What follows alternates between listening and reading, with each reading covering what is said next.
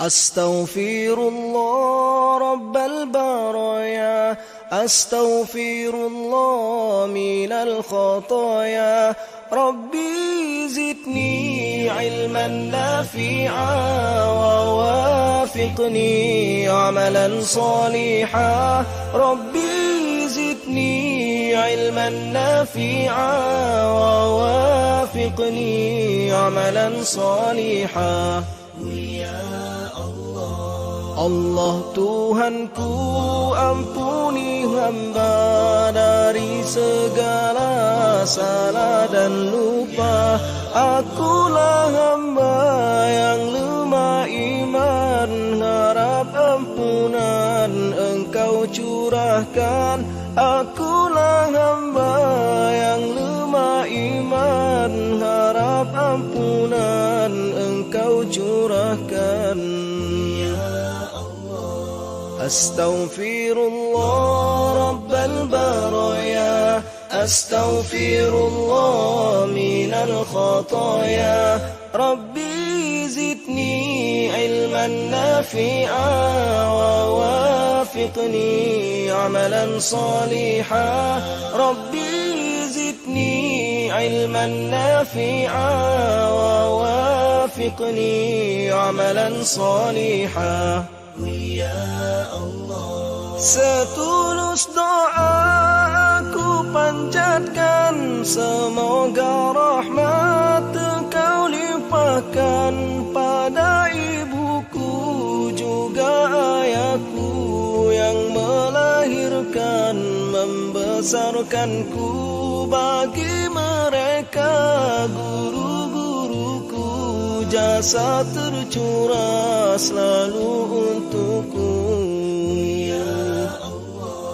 Astaghfirullah Rabbal baraya, Astaghfirullah minal khataya. Rabbi zidni ilman nafi'a wa wafiqni amalan saliha. Rabbi zidni ilman nafi'a wa wafiqni amalan saliha. Berilah hamba ilmu berguna untuk pelita di dalam jiwa. Kuatkan iman di dalam dada, tunduk patuh padamu semata. Kuatkan iman di dalam dada, tunduk patuh padamu semata. Astaghfirullah Rabbal baraya, Astaghfirullah minal khataya. Rabbi zidni ilman nafi'a wa wafiqni amalan saliha. Rabbi zidni ilman nafi'a wa wafiqni amalan saliha.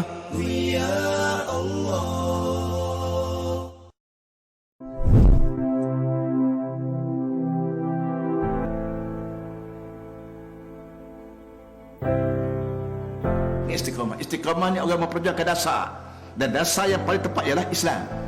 Kelantan, tanah serendah sekebun bunga. Jolokan tadahan wahyu di slogan membangun bersama Islam yang diperkenalkan oleh Parti Islam se-Malaysia PAS sejak 1990 semasa Tuan Guru Ni Abdul Aziz Nikmat diberi mandat sebagai Menteri Besar Kelantan. Bad bunga mekar menguntung. PAS mulai memimpin dengan suluhan wahyu, mengisi kemenangan dengan pendekatan menyatu politik dan agama, menolak politik suku, agama suku. PAS mulai menguasai kerajaan dengan memperkenalkan dasar-dasar pentadbiran berteraskan slogan membangun bersama Islam. Membangun bersama Islam adalah manifesto PAS dalam menghadapi pilihan raya umum 1990, dan ibarat orang mengantuk disorongkan bantal, Kelantan merealisasikan manifesto 1990 dengan dasar-dasar pentadbiran berteraskan siasah syariah. Kelantan mandiri dengan kepimpinan ulama, berjubah berserban dan dipacu dengan wawasan transformasi tajdid yang tinggi. Membangun bersama Islam terus berkembang melalui blueprint PAS dengan 3 teras utama pentadbiran kerajaan negeri Kelantan, iaitu Ubudiyah, Mas'uliyah dan Itqon. 3 teras utama yang mendasari pentadbiran membangun bersama Islam telah menyuburkan kepahaman bahawa kerja-kerja mentadbir negeri adalah kerja-kerja agama dengan pengenalan dasar-dasar baharu pentadbiran di bawah teras umbi. Inilah perjuangan PAS di negeri Kelantan dalam mengisi kemenangan. Tok Guru sebagai Menteri Besar telah membawa agenda PAS dalam pentadbiran selama 2 dekad. Dalam tempoh tersebut, sebanyak 7 dasar pentadbiran diperkenalkan bagi menjayakan slogan membangun bersama Islam. Dasar membangun bersama Islam, dasar pembangunan sumber manusia, dasar kebudayaan dan kesenian, dasar perundangan dan kehakiman, dasar pelancongan negeri Kelantan, dasar keluarga mawadah Kelantan, dasar pencegahan gejala sosial negeri Kelantan. Dasar-dasar bersifat tajdid inilah perintis kepada menjayakan slogan PAS dalam kerajaan. Kelantan terus komited memimpin perubahan. Kita bawa Islam. Hak apa dia bawa? Hak Tok Guru dulu. Tak ada beza. Dasar-dasar sama. Elemen-elemen sama. Cuma kita naknya dalam visi baru saja. Patah tumbuh hilangnya pasti berganti. 2 dekad, Tok Guru memaju gagasan PAS mentadbir negeri. Akhirnya bertukar tangan kepada Yang Amat Berhormat Datuk Bentara Kanan Ustaz Mat. Slogan membangun bersama Islam diteruskan dengan merakyat membangun bersama Islam. Ustaz Mat adalah Menteri Besar yang menyambung legasi kepimpinan ulama. Dasar-dasar baharu diperkenalkan. Dasar pendidikan Rabbani negeri Kelantan. Dasar hubungan antara kaum negeri Kelantan. Dasar anak muda Kelantan Damak. Dasar berkebajikan dan kesejahteraan rakyat negeri Kelantan. Dasar kanak-kanak fitrah. Dasar penempatan mesra keluarga. Dasar rumah mampu milik Kelantan. Dasar bertani satu ibadah dan pelan tindakan strategik PTS pertanian. Gagasan wanita Kelantan solihah. Gagasan OKU Mukarrabun. Polisi anti rasuah pejabat setiausaha kerajaan negeri Kelantan. Polisi hadiah pejabat setiausaha kerajaan negeri Kelantan. Polisi pemberi maklumat integriti. Pelan tindakan strategik PTS pencegahan gejala sosial. Pelan hala tuju ICT negeri Kelantan. Pelan induk pembangunan Mamban negeri Kelantan. Setelah 3 dekad memimpin pentadbiran Kelantan, sebanyak 15 dasar pentadbiran membangun bersama Islam telah diperkenalkan dan dilebarluaskan kepada semua jabatan-jabatan negeri. Seiringan dengan itu, bagi memajukan akhlak, ekonomi dan kebajikan dalam pentadbiran Islam, dasar-dasar yang sedang dalam penggubalan bagi mengisi keperluan pentadbiran, yaitu pengubalan dasar warga emas Al-Mukarramun Kelantan, pengubalan semakan dasar wanita Kelantan semakan 2020, pengubalan dasar pelaburan negeri Kelantan, pengubalan dasar kebersihan negeri Kelantan, pengubalan dasar Al-Khawamah, pengubalan dasar anak yatim. Pastinya, selagi PAS diberi kepercayaan, Kelantan akan terus subur menyemai benih dan menuai hasil merakyat membangun bersama Islam. Kelantan telah mencapai zaman keemasan apabila semangat federalisme di antara kerajaan pusat dan kerajaan negeri dengan termeterainya piagam muafakat nasional. Hubungan yang baik dan seiring kerajaan pusat dan kerajaan negeri ini akan beroleh manfaat yang besar kepada rakyat. Dasar-dasar ini dapat dilaksanakan dengan lebih berkesan apabila semua pihak bersatu hati bermula dari rakyat, kerajaan negeri dan kerajaan persekutuan maupun parti politik. Bahawa seandainya kita dapat pupuk dengan baik, muafakat nasional ini mengambil peranan lebih lagi dan melebarkan lagi kepahaman kita kepada semua lapisan masyarakat kita, rakyat di kita Kelantan. Tidak mustahil, insya-Allah kita akan menjadi suatu kekuatan yang hebat. Hambanya menyeru kepada semua, kalau boleh kita mengharamkan, kita melaksanakan piagam yang telah dipersetujui bersama antara UMNO PAS. PAS, insya-Allah kita akan ada satu kekuatan. Kekuatan ini yang akan kita beri kepada rakyat untuk satu hari nanti yang boleh menyelesaikan masalah kerana kita merujuk apa yang dibuat oleh Rasulullah SAW di Madinah. Pastinya, era Ustaz Mat Kelantan terus membangun dengan memacu agenda transformasi politik, transformasi pentadbiran, transformasi kebajikan, transformasi ekonomi. Muafakat ini bagi menyatu padukan umat Islam. Muafakat ini memaparkan kekuatan umat Islam dan muafakat ini memberi limpahan manfaat kepada rakyat. Dalam bingkai muafakat kita bina keluarga Malaysia. 31 tahun pentadbiran membangun bersama Islam, Kelantan maju, rakyat sejahtera.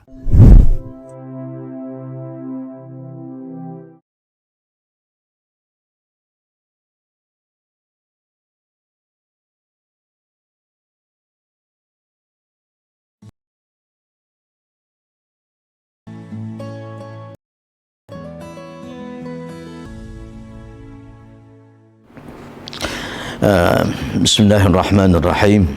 Alhamdulillah. Wassalatu wassalamu ala Rasulillah wa ala alihi wa ashabihi wa man sara ala nahjihi wastanna bi sunnatihi wahtada bi hadihi wastanna bi sunnatihi ila yaumiddin, amma ba'd. Assalamualaikum warahmatullahi taala wabarakatuh.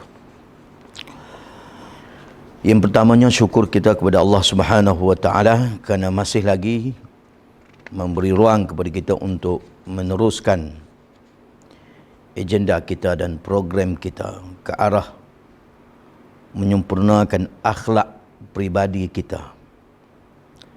Dan seterusnya, pengetahuan dan ilmu yang kita dapati daripada program ini kita sampaikan kepada sahabat-sahabat kita yang lain. Ini bertepatan dengan apa yang telah disebut oleh baginda Rasulullah sallallahu alaihi wasallam di dalam sebuah hadis yang mana baginda Rasulullah sallallahu alaihi wasallam bersabda, "Falyuballighish syahidu minkumul ghaib." Orang yang hadir hendaklah sampai kepada mereka yang tidak hadir. Jadi apabila kita berada di musim pandemik sebagaimana yang kita rasai pada hari ini, maka insya-Allah kita akan share, kita akan sebarkan video ini ataupun pengajian ini kepada sahabat-sahabat kita yang lain. Insya-Allah kita akan mendapat pahala sebagaimana yang telah dijanjikan oleh baginda Rasulullah sallallahu alaihi wasallam, "Man sanna sunnatan hasanatan falahu ajruha wa ajru man 'amila biha ila yaumil qiyamah." Mereka yang merintiskan perkara yang baik, dia akan mendapat ganjaran daripada apa yang dia telah kerjakan, dan saham bonus yang dapat daripada sahabat-sahabatnya yang cuba memanjangkan apa yang telah dia buat sebelum ini. Alhamdulillah, nak beritahu kepada kita bahawa di dalam Islam kita diberi kemudahan oleh Allah Subhanahu wa taala untuk mendapat pahala dan untuk mendapat ganjaran daripada Allah Subhanahu wa taala. Dan ganjaran ini insya-Allah mudah-mudahan kita dirahmati oleh Allah Subhanahu wa taala dan seterusnya akan dimasukkan oleh Allah Subhanahu wa taala ke dalam syurga. Tuan-tuan yang dirahmati oleh Allah Subhanahu wa taala, perbincangan pada kali ini berkenaan dengan adabud dhiyafah, iaitu adab menjadi tetamu. Sebelum pada itu, suka saya jelaskan bahawa Islam ini adalah merupakan agama yang sebagaimana disebut al-Islam madaniyun bittaba'. Islam itu agama yang berbentuk ijtima'i, yang berbentuk kemasyarakatan. Dalam erti kata yang lain, kita tidak boleh hidup bersendirian. Sebab itulah Nabi kita Muhammad sallallahu alaihi wasallam mengingatkan kita supaya jangan kita memencilkan diri kita sehingga kita jauh daripada masyarakat, kita jauh daripada jemaah. Innama ya'kulu dhi'bu minal ghanamil qasiyah. Serigala tidak makan kambing yang berada di dalam pasukan. Serigala akan makan kambing yang jauh daripada kumpulan. Wal'iyadzubillah. Jadi apabila kita hidup bermasyarakat, maka sudah tentulah ada di sana program ziarah menziarahi, saling menghubungi. Itu adalah merupakan penterjemahan kepada al-insan madaniyun bittaba'.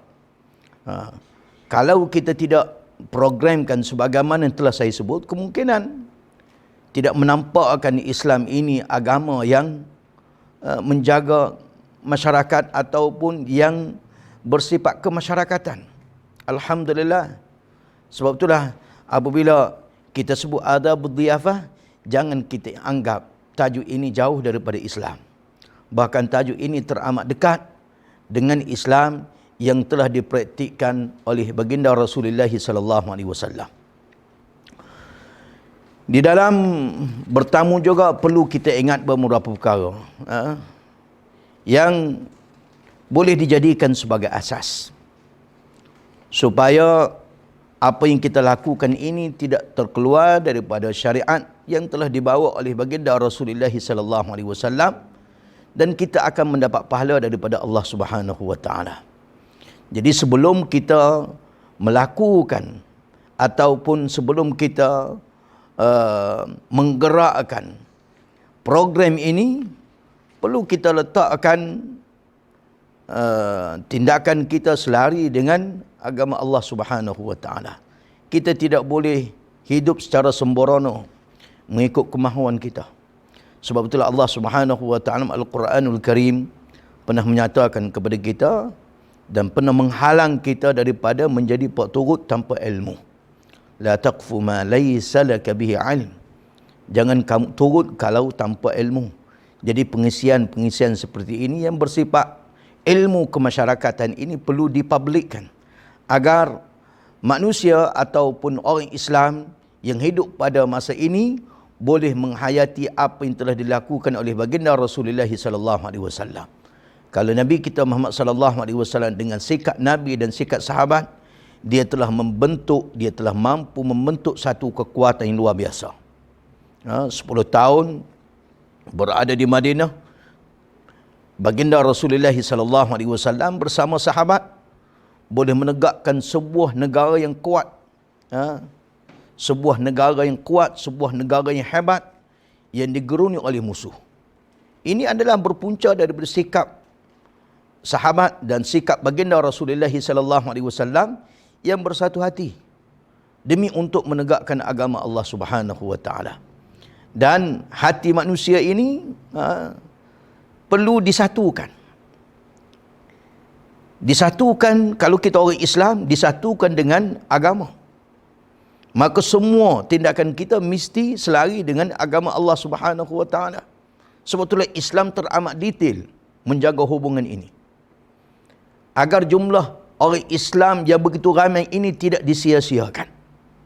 Jumlah orang Islam yang ramai ini boleh membentuk satu ketumbukan yang kuat untuk melawan musuh Allah Subhanahu wa taala. Tapi sayangnya, kerana hubungan ini longgar, menyebabkan orang Islam tidak dapat menyelesaikan masalah saudara mereka.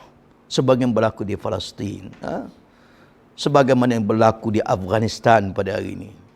Walaupun banyak negara tidak mengiktiraf kewujudan negara Afghanistan pada hari ini dengan mengkritik itu, mengkritik ini, tapi sebelum ini negara Islam tidak mengkritik tindakan Amerika yang menyerang saudara kita Taliban, saudara kita di Afghanistan. Tetapi apabila saudara kita di Afghanistan berjaya mengusir tentera-tentera Amerika daripada bumi mereka, maka adalah suara-suara sumbang yang menyatakan itu, ini dan sebagainya, yang akhirnya menyebabkan negara yang majoritinya umat Islam tidak mengiktiraf kemerdekaan Afghanistan. Ini berpunca daripada hati kita, tuan-tuan sekalian.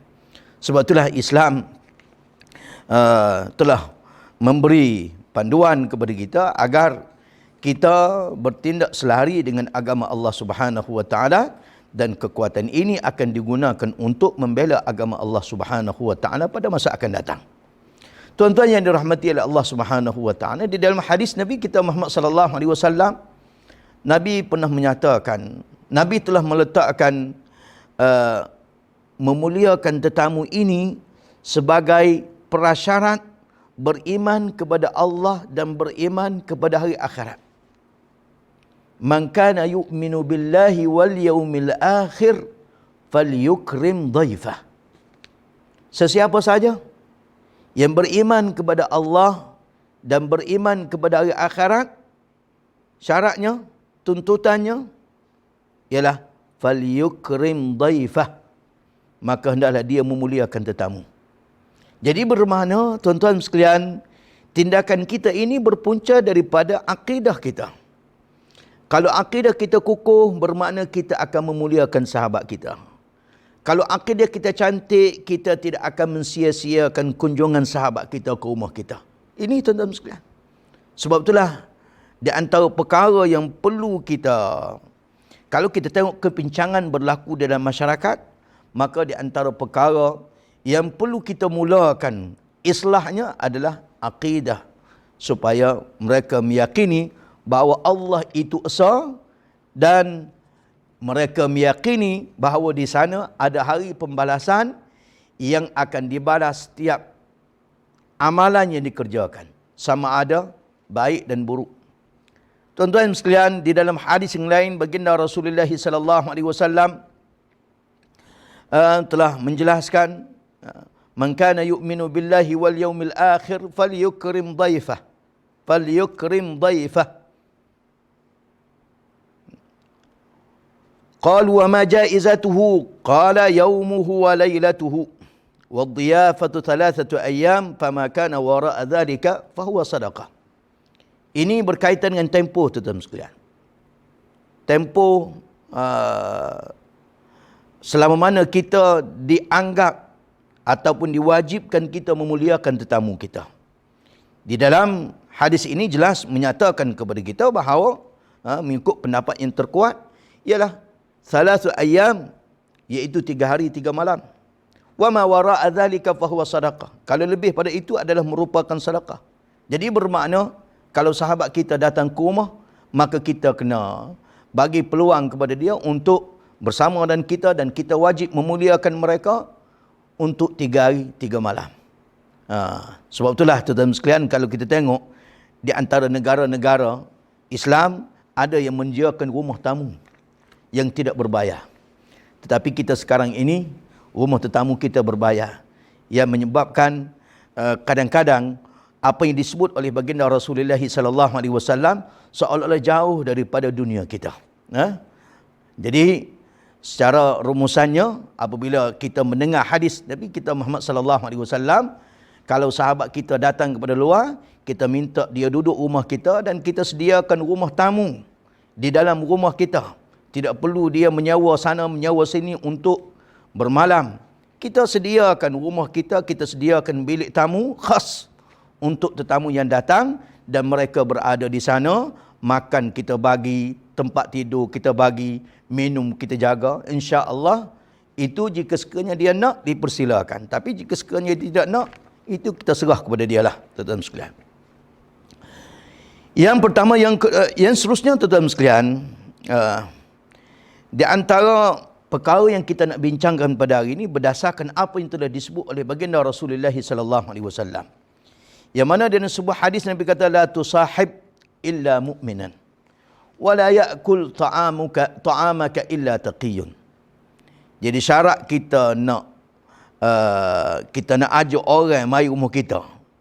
Itu saya bincang secara umum tadi, seolah-olah kita orang mari rumah kita. Ni pula kita nak ajak. Kalau kita backwah, kalau kita buat walimah, siapa yang perlu kita ajak? Yang disebut oleh baginda Rasulullah sallallahu alaihi wasallam, tuan-tuan sekalian, la tusahib illa mu'minan wa la ya'kul ta'amaka illa taqi. Dua perkara yang disebut oleh baginda Rasulullah sallallahu alaihi wasallam. Yang pertama, persahabatan. Yang kedua, belanja makan. Nabi kata, la tusahib illa mu'minan.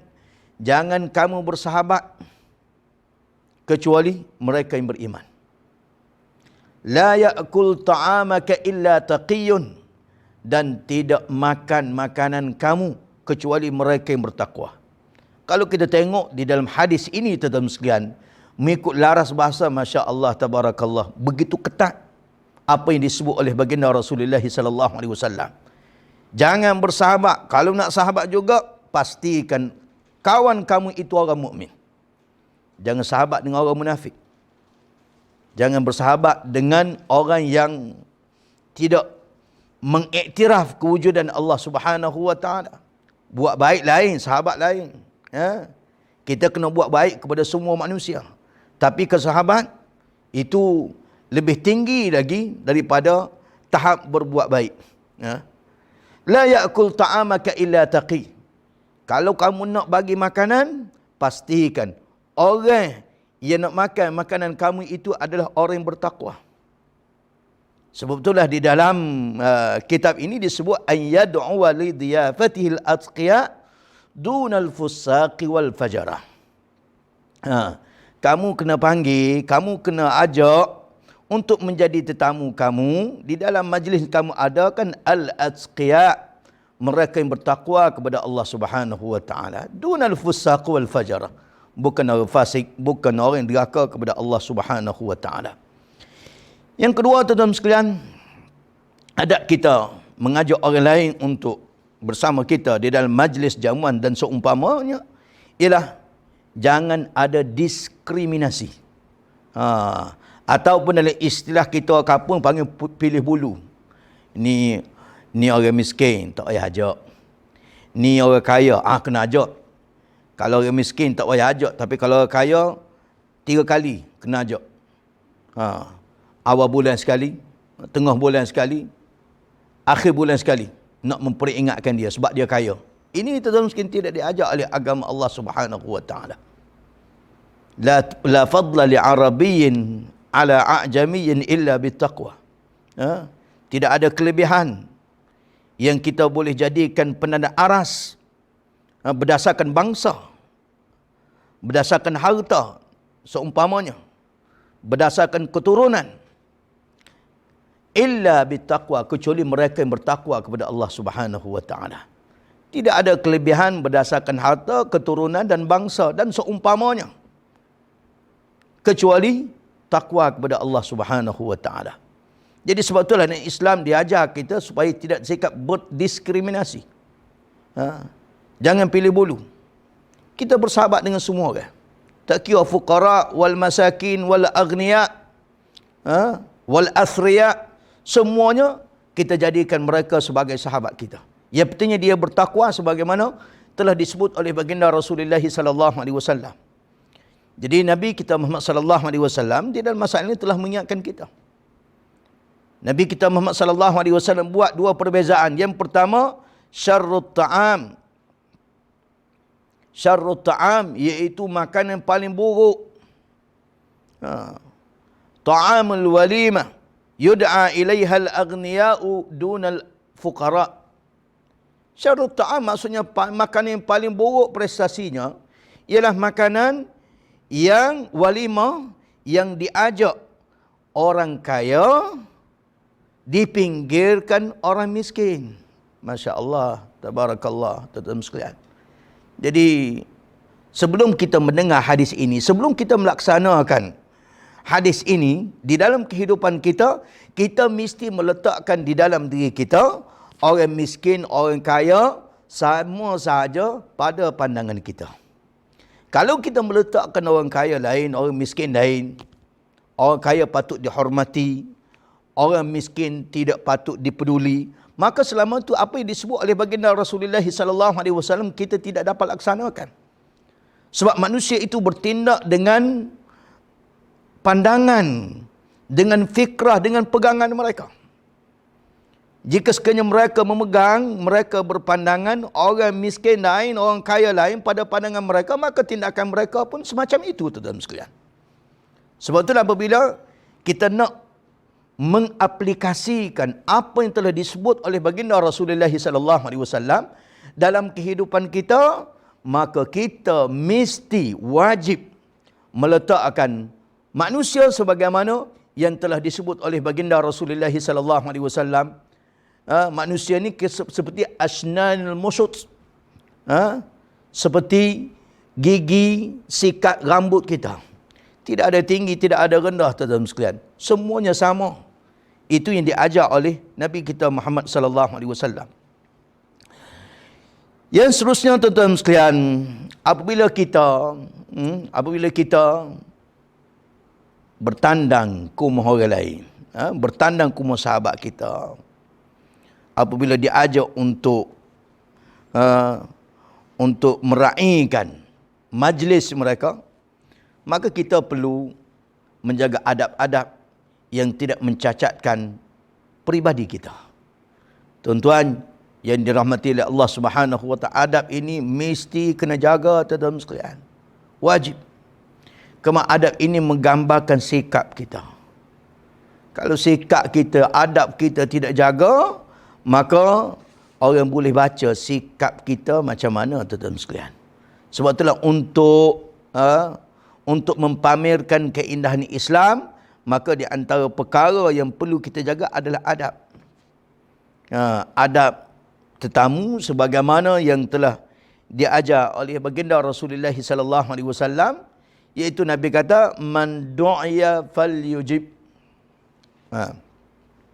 Sesiapa yang ajak untuk menjadi tetamu kepada sahabatnya yang lain, maka falyujib, maka kena sahut. Terutamanya majlis walimah. Sebab kita meraihkan kegembiraan sahabat kita yang telah mendapat menantu dan seumpamanya, maka kita pergi bersama dengan sahabat kita meraihkan kegembiraan mereka. Jadi sebab itulah di dalam berkaitan dengan hadis ini disebut an yujibad da'wata wala yata'akhkharu anha illa min udhrin. Kalau kita diajak, kita pergi. Jangan terlewat. Tetapi kita pergi dengan prinsip, tuan-tuan sekalian. Bukan kita pergi dengan sembrono. Sebab itulah kalau ada di dalam majlis kita itu unsur-unsur yang bertentangan dengan syariat Allah Subhanahu wa taala, seperti campur gaul di antara lelaki dan perempuan, ada majlis karaoke dan seumpamanya, maka kita tak boleh pergi, tuan-tuan sekalian. Sebab agama itu berada di atas. Manusia itu mengikut agama, bukan agama mengikut manusia. Jadi sebab itulah apabila kita bertandang ke mana-mana majlis, kita pergi dengan prinsip, tuan-tuan sekalian. Kalau tidak ada unsur-unsur yang bercanggah dengan agama, falyatafaddal mashkura, dipersilakan. Tapi jika sekiranya ada unsur-unsur yang bercanggah dengan agama seperti yang tadi sebut tadi, kita boleh pergi, tapi kita mesti bertindak sebagai al-amiru bil ma'ruf wan nahi 'anil munkar. Kita bertindak sebagai ejen perubah. Kalau benda tu baik, kita suruh. Kalau benda tu tidak baik, bercanggah dengan agama, kita larang. Itu prinsip kita, tuan-tuan sekalian. Kena faham betul-betul seperti perkara-perkara seperti ini. Jadi Nabi kita Muhammad sallallahu alaihi wasallam tidak memberi kebebasan kepada kita secara mutlak. Walaupun di dalam hadis ini nampak terbuka, man du'iya falyujib. Sesiapa yang diajak, maka hendaklah dia hadir. Tetapi Islam meletakkan garis panduan. Kehadiran kita itu tidak hadir bersamanya maksiat. Kalau maksiat hadir, bermakna kita tidak boleh hadir. Kalau nak pergi juga, mesti ada prinsip, mesti ada kekuatan, sehingga kita dapat mencegah kemungkaran yang berlaku di dalam majlis tersebut. Yang seterusnya, tuan-tuan sekalian, kadang-kadang ia ajak kita ni orang miskin, sebagaimana tadi sebut tadi. Jadi seolah tajuk ini berulang, tetapi dalam konteks yang berbeza. Apabila orang miskin ajak, apabila orang kaya ajak, maka kita kena sahut, kita kena pergi. Jangan kita anggap dia miskin, tak pergi tak apa. Tapi kalau dia kaya, Datuk, Datin, Tan Sri, kena pergi. Itu tak betul, tuan-tuan sekalian. Alla yumayyiza baina fil ijabah bainal faqir wal ghani. Jangan kita beza di dalam kita menerima atau menerima jemputan al-faqir wal ghani.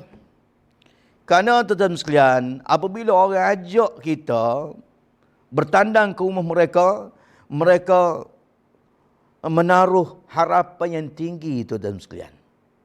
Kalau kita tak pergi, maka hancur hati mereka. Saya yakin apabila kita ajak orang, mesti kita mengharapkan dengan harapan yang tinggi, dia akan hadir. Tetapi jika sekiranya kita tidak hadir tanpa alasan, itu merupakan satu perkara yang tidak baik. Terutamanya apabila dia tahu. Ketika orang miskin ajak, dia tak pergi. Ketika orang kaya ajak, dia pergi. Allah tuan-tuan sekalian, hatinya hancur tuan-tuan sekalian. Dan pertama, yang kedua, ada unsur takabur. Pernah diceritakan Sayyidina Ali karamallahu wajhah, di mana dia berjalan di hadapan orang miskin, tiba-tiba ada potongan makanan yang diletakkan di atas bumi. Wahum yakulun, mereka sedang makan. Maka mereka ajak Sayyidina Ali makan. Maka mereka mengajak Sayyidina Ali makan. Sayyidina Ali makan bersama fuqara wal masakin. Dengan makanan yang telah saya sebut tadi. Dan Sayyidina Ali karramallahu wajhah kata, "Na'am, innallaha la yuhibbul mutakabbirin." Ya. Seolah-olah apa yang telah dilakukan oleh Sayyidina Ali itu untuk mematikan sikap takabur, untuk merendahkan sikap takabur yang bersarang di dalam diri manusia. Kadang-kadang kita ni, kita tidak hadir kerana kita tengok orang itu tidak ada nilai pada pandangan kita. Tapi bagi Sayyidina Ali, dia rela bertempuh, dia rela duduk bersama orang miskin, makan makanan mereka. Kenapa? Kerana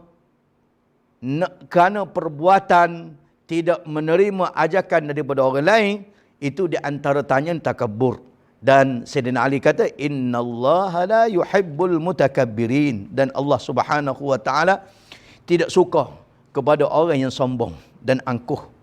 Seterusnya tuan-tuan sekalian, apabila kita menerima jemputan, maka jangan kita bezakan di antara jauh dan dekat.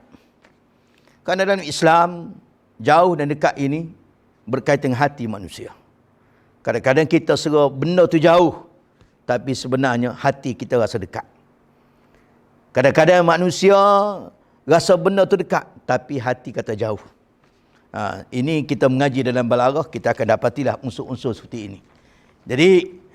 Jadi kalaulah sahabat kita berada di kejauhan daripada kita, tak ada masalah tuan-tuan sekalian. Allah yufarriq. Jangan kita bezakan di antara sahabat kita yang jauh, sahabat kita yang dekat. Kita tak boleh guna alasan, kita tak boleh pergi kenapa? Kerana jauh. Kenapa boleh pergi? Kerana dekat. Itu tidak boleh dijadikan alasan sebagaimana yang telah disebut di dalam hadis Nabi kita Muhammad sallallahu alaihi wasallam. Yang seterusnya tuan-tuan sekalian, apabila kita bertandang, kaum sahabat kita mesti sertakan dengan niat yang baik. Dengan niat yang baik. An yanwa bi ijabati ikrama akhihi al-muslim liyuthaba alayhi li khabarin innamal a'malu binniyat wa innama likulli imri'in ma nawa. Yang disebut oleh baginda Rasulullah sallallahu alaihi wasallam, hadisnya innamal a'malu binniyat, semua amalan itu berdasarkan niat. Jadi bermakna sebelum kita menyahut, sebelum kita menerima kunjungan dan sebelum kita datang, kita mesti pasal niat comel tuan-tuan sekalian. Niatnya apa? Ikrami akhihil muslim. Kita nak muliakan saudara kita yang satu agama dengan kita. Jadi apabila kita niat cantik, maka insya-Allah setiap langkah kita ke sana akan diberi ganjaran oleh Allah Subhanahu wa taala. Makin jauh tempatnya, makin banyak pahala yang kita dapat. Jadi sebab itulah orang Islam pastikan 24 saat dia berada di dalam ibadat kepada Allah Subhanahu wa taala. Pastikan 24 jam dia berada di dalam ketaatan kepada Allah Subhanahu wa taala. Makan, minum sehingga kecing berok sekalipun, dia mesti niat dengan benda yang baik. Dengan niat yang baik, insya-Allah setiap apa yang dikerjakan akan mendapat ganjaran daripada Allah Subhanahu wa taala. Jadi tuan-tuan yang dirahmati oleh Allah Subhanahu wa taala, itulah saja kupasan ringkas daripada saya untuk dikongsikan bersama dengan tuan-tuan yang dirahmati oleh Allah Subhanahu wa taala. Mudah-mudahan perkongsian ini dapat merapatkan lagi hubungan kita di antara kita orang mukmin, orang muslim, yang sebagaimana telah disebut oleh baginda Rasulullah sallallahu alaihi wasallam, al-mu'min di dalam hadis disebut al-mu'min akhul muslim, al-muslimu akhul muslim. Jadi orang Islam adalah merupakan saudara kita. Dan digambarkan oleh baginda Rasulullah sallallahu alaihi wasallam, manusia mukmin ini seperti satu jasad. Jadi kita perkukuhkan hubungan di antara kita, dan insya-Allah hubungan kukuh itu akan membentuk kekuatan untuk Islam, dan kita gunakan kekuatan ini untuk menentang segala bentuk pencerobohan yang boleh menggugat kedaulatan Islam dan kepentingan orang Islam di dalam negara kita, insya-Allah. Jadi setakat itu saja, wallahu alam, wa sallallahu ala sayyidina Muhammad wa ala alihi wa sahbihi wasallam, walhamdulillahi rabbil alamin. Assalamualaikum warahmatullahi taala wabarakatuh.